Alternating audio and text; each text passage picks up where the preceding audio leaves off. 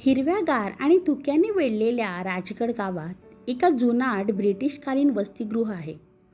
तिथे दोन मैत्रिणी सोनाली देशमुख आणि प्रियांका सावंत यांचे नवीन जीवन सुरू होणार होते. हॉटेल मॅनेजमेंटच्या पहिल्या वर्षाला प्रवेश घेतलेल्या या दोघी एकाच खोलीत राहत होत्या. सोनाली आणि प्रियांकाचे दैनंदिनी जीवन मजेत चाललेले होते. दिवसभर कॉलेजमधील व्याख्याने, गटप्रकल्प, अभ्याससत्रे यात त्या व्यस्त असत. संध्याकाळी वसतिगृहाच्या बागेत फेरफटका, एकमेकांशी गप्पा, रात्री उशिरा फोनवर रील्स पाहत पॉपकॉर्न खात त्यांच्या दिवसाची सांगता होत असे. पण एका रात्री अचानक सगळं बदलणार होतं. रात्रीचा 1 वाजला होता. सोनाली आणि प्रियांका गाढ झोपेत होत्या. अचानक त्यांना पैंजणांचा मंजूळ आवाज ऐकू आला. त्याचवेळी कोणीतरी हुंदके देत असल्याचाही आवाज येऊ लागला. भीतीने दोघींनीही डोळे उघडले आणि एकमेकींकडे बघितले.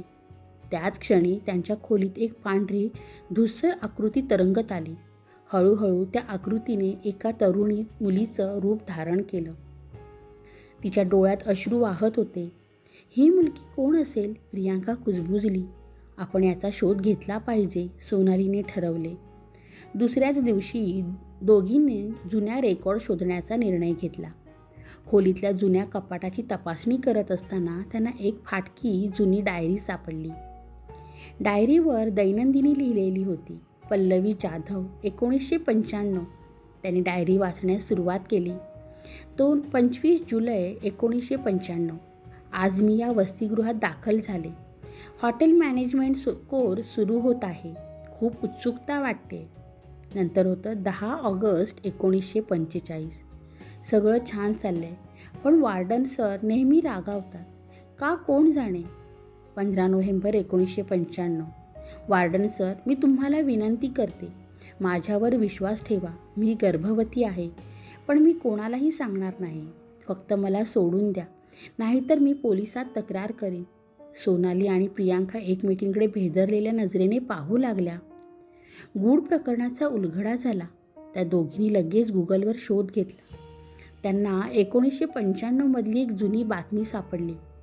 राजगड वसतिगृहात विद्यार्थिनी पल्लवी जाधव 1995 पासून बेपत्ता. आणि एक दुसरी बातमी होती.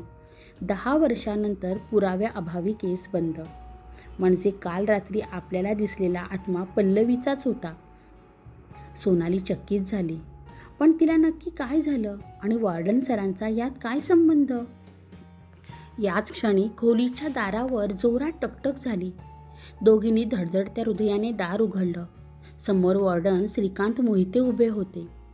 त्यांच्या चेहऱ्यावर क्रूर हास्य होते. काय शोधता आहात? त्यांनी प्रश्न केला. बहुधा त्यांना कुठून तरी माहिती मिळालेली असावी. जुनं प्रकरण उकळू नका, नाहीतर परिणाम भोगावे लागतील. सोनालीने पटकन डायरी आपल्या बॅगेत लपवली. त्या रात्री सोनाली आणि प्रियांका वसतिगृहाच्या मागच्या बागेत पोहोचल्या. पल्लवीचा आत्मा तिथेच काहीतरी इशारा देत होता. दोघींनी एका जुन्या पिंपळाच्या झाडाखाली खोदकाम सुरू केले. काही वेळातच त्यांना हाडांचे अवशेष आणि एक तुटलेले मंगळसूत्र आणि एक विद्यार्थी ओळखपत्र सापडले. त्या क्षणी त्यांच्या मागे जोराचा आवाज झाला. मी सांगितलं होतं ना, प्रकरण उकरू नका. वॉर्डन मोहिते टॉर्च घेऊन उभे होते. त्यांच्यासोबत 2 वॉचमन होते. म्हणजे तुम्ही पल्लवीचा खून केला? सोनालीने धडधडत्या आवाजात विचारले. वॉर्डन हसले. खून? कसला खून? ती पळून गेली. प्रेम प्रकरण होतं तिचं. गर्भवती होती म्हणून पळून गेली. खोटं बोलू नका, प्रियांका ओरडली. आम्हाला पुरावे सापडले आहेत. तेवढ्यात एक अलौकिक थंड वारा सुटला. अचानक पल्लवीचा आत्मा समोर प्रकट झाला. तिच्या डोळ्यातून रक्ताचे अश्रू वाहू लागले. तिने वॉर्डनकडे बोट दाखवले. भीतीने गाळण उडालेल्या वॉर्डनचे पाय एका खड्ड्यात अडकले आणि ते खाली कोसळले. ते कसेबसे उठले आणि वसतिगृहाच्या कार्यालयाकडे धावत सुटले. पण तेथेच एक अद्भुत घटना घडली. ऑफिसमध्ये अचानक शॉर्ट सर्किट होऊन आग लागली. वॉर्डन आगीच्या ज्वालांमध्ये अडकले आणि भयंकर किंकाळ्या ऐकू येऊ लागल्या. काही क्षणातच सगळे शांत झाले. पल्लवीचा आत्मा मंद हसला आणि अंधारात विलीन झाला. सकाळी सोनाली आणि प्रियांका पोलीस ठाण्यात पोहोचल्या. 1995ची केस आम्हाला पुन्हा उघडायची आहे, सोनाली म्हणाली. पोलीस निरीक्षक अजय कदम गंभीर झाले. पण वॉर्डन मोहिते काल आगीत मृत्युमुखी पडले. आता या प्रकरणात काही करू शकत नाही. दुःखी मनाने दोघी बाहेर पडल्या. चल आपण पल्लवीच्या हाडांचे विसर्जन करूया, प्रियांका म्हणाली.